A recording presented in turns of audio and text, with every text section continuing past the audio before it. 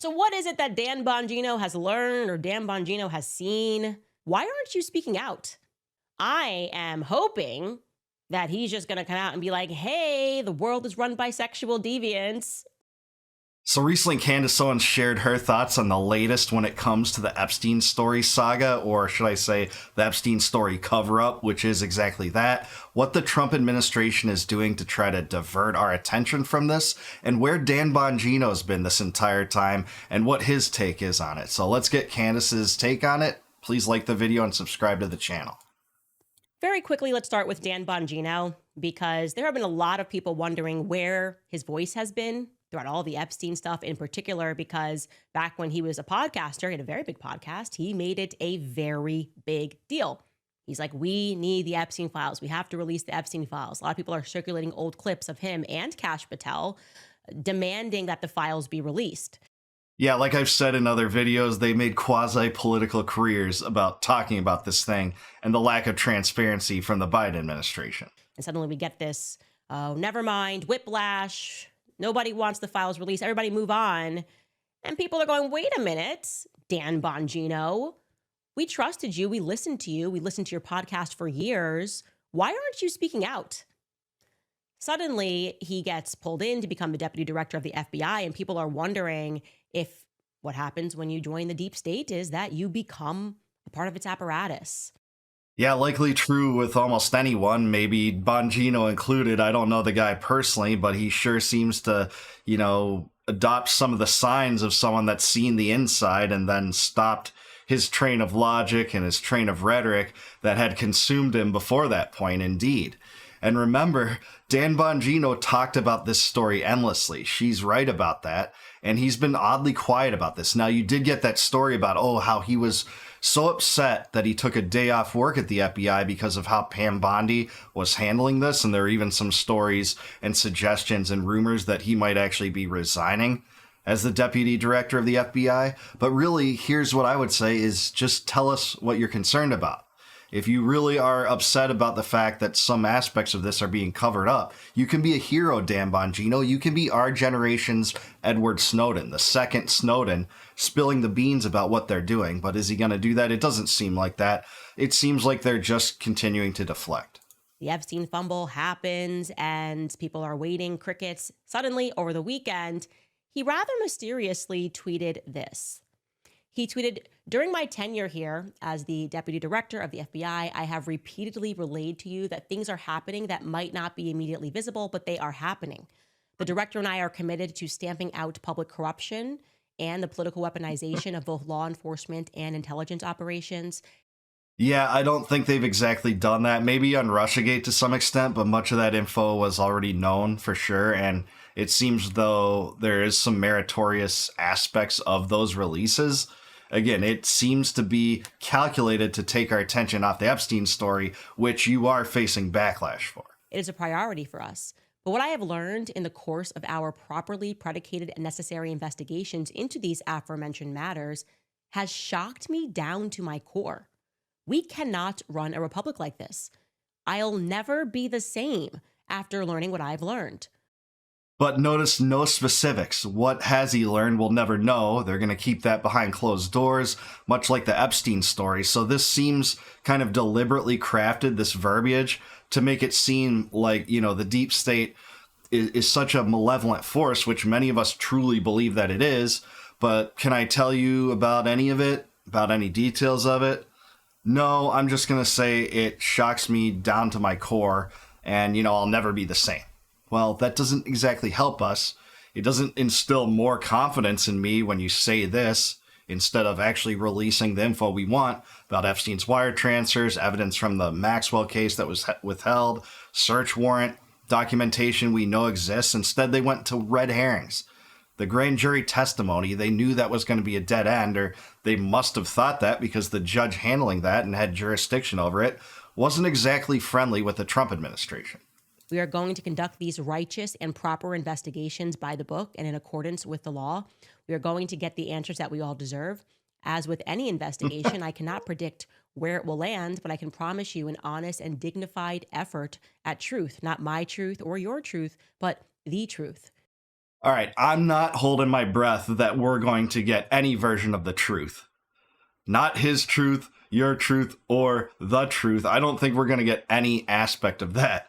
And we're not going to get what we deserve, which is the transparency that should come from the demand of these releases that they're holding back, that they've created so many fraudulent explanations for concealing. First, that it didn't matter, that, the victims don't want it. That's absurd. The victims are clamoring for this too, and the lawyers representing the victims are clamoring for this too.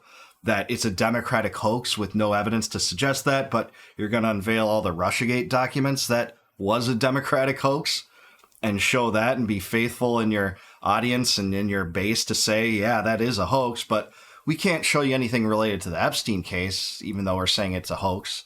And then that it was doctored, that if you're still talking about Epstein, you're not my supporter. All these different tactics that they've tried to use to get away from this thing is insane. So no, we're not going to see what we deserve, and it's not going to be the truth. God bless America and all those who defend her. Respectfully, Dan.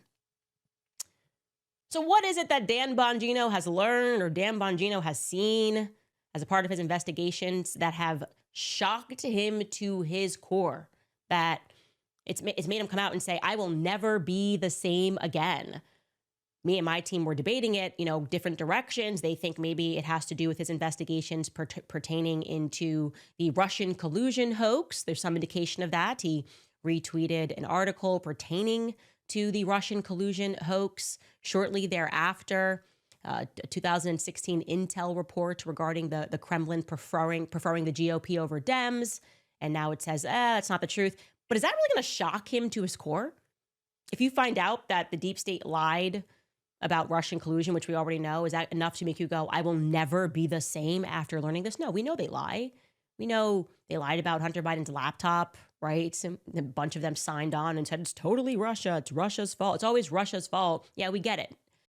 Yeah, no, I'm with Candace here entirely. This is a great point. Dan Bongino was already saying before he got into the Trump White House in Trump's second term that the Russiagate hoax was exactly that. He did lots of episodes on that, lots of material on that. He's well documented on the record saying that, yeah, they had, conspired to take down a sitting president and charge him with treason falsely. That was a Democratic hoax that was widely known about, especially after the Durham report was released too, confirming a lot of those assertions that right-wing populists made, and it was correct. This Russiagate hoax was exactly that, a hoax that they used despite the fact that they were alerted to it by the CIA and by high-ranking officials that, this thing's bogus. They still went with it, and the mainstream media still went with it. Hillary Clinton and Barack Obama were briefed about the fact that there would be these stories circulating in the media and they were false, but they still went along with it.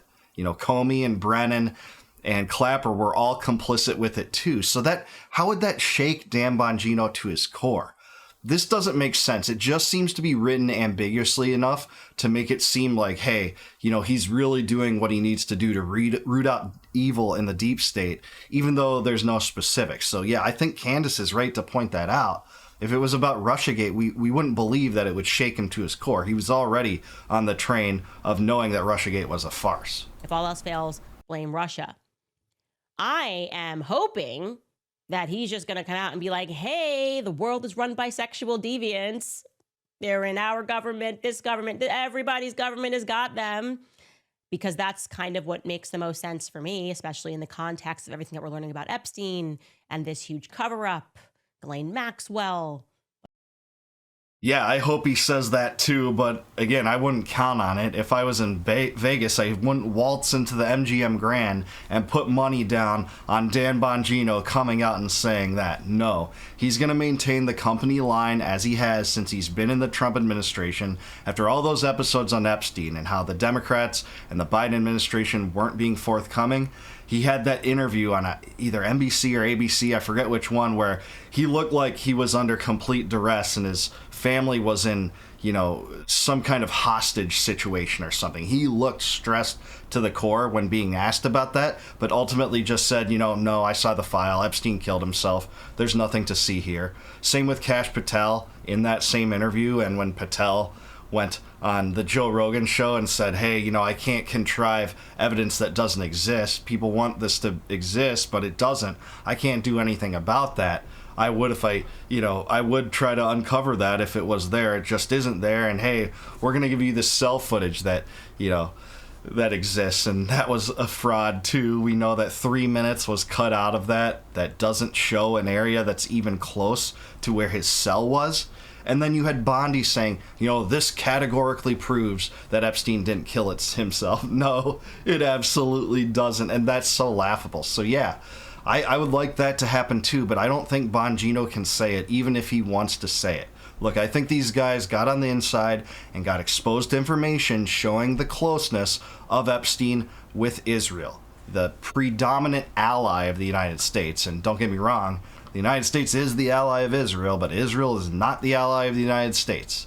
What do the United States citizens get out of Israel? Nothing of benefit. We get endless wars. We get bankrolling a genocide. We get shelving our own foreign policy objectives, such as in Iran trying to normalize relationships with them and create a new inspections regime. We get that shelved on account of Netanyahu, who wants to bomb Iran. That's what we get. We get minus $20 billion last year. I think we're on track for about that again. And before October 7th, it was $4 billion a year.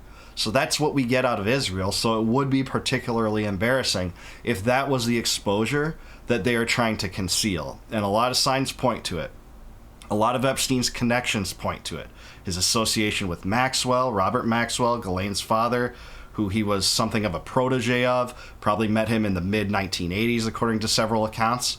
He ran in intelligence circles with Douglas Leese and Adnan Khashoggi, running arms deals possibly related to the Iran-Contra scheme. He was an expert money launderer and money mover, money disappearer, if that's a word. That's what Epstein's expertise was. And he had Ehud Barak staying at his house for prolonged periods of time, former head of Israeli intelligence and prime minister. He also knew 3 other Israeli prime ministers closely. I think at least 3 out of the 4 he knew very closely. And that's where the signs point, but they're never going to talk about this. They're never going to confirm any of these connections, even though, with a cursory examination of just the history that exists, authors have shown that. Whitney Webb's shown that. Ryan Dawson showed that. Many people have shown that with a very, very brief look at the evidence that exists here.